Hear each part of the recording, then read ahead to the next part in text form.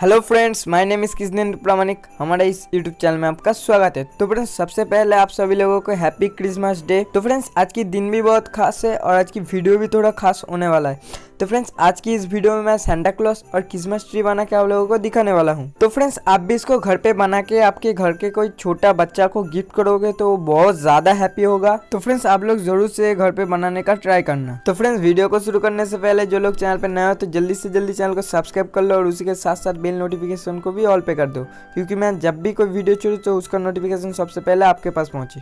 तो फ्रेंड्स, चलिए वीडियो को शुरू करते हैं।